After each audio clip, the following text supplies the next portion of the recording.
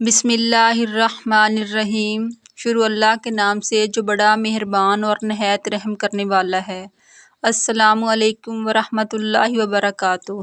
ام سلیم حضرت عبداللہ بن عمرو بن عاص رضی اللہ تعالی عنہ فرماتے ہیں کہ ایک آدمی اللہ کے نبی صلی اللہ علیہ وآلہ وسلم کی خدمت میں آیا اور اس نے عرض کیا، میں ہجرت اور جہاد کی آپ صلی اللہ علیہ وآلہ وسلم کے ہاتھ پر بیعت کرتا ہوں اور اللہ تعالیٰ سے اس کا اجر چاہتا ہوں۔ آپ صلی اللہ علیہ وآلہ وسلم نے فرمایا، کیا تمہارے والدین میں سے کوئی زندہ ہے؟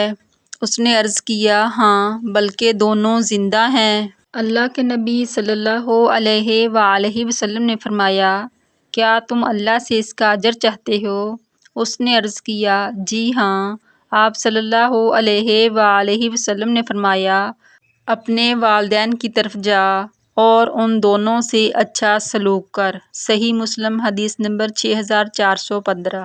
حضرت انس بن مالک رضی اللہ تعالی عنہ سے روایت ہے کہ رسول اللہ صلی اللہ علیہ وآلہ وسلم نے فرمایا، تم آپس میں ایک دوسرے سے بغض نہ رکھو، تم آپس میں ایک دوسرے سے حسد نہ کرو اور کسی سے روگردانی نہ کرو، اور اللہ کے بندو بھائی بھائی بن جاؤ۔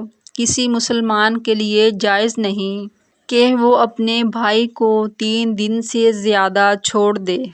اس ویڈیو کو زیادہ سے زیادہ شیئر کریں تاکہ صدقہ جاریہ کا ثواب آپ کو بھی ملتا رہے۔ پیارے نبی حضرت محمد مصطفیٰ صلی اللہ علیہ وآلہ وسلم کی سنت پر عمل کریں۔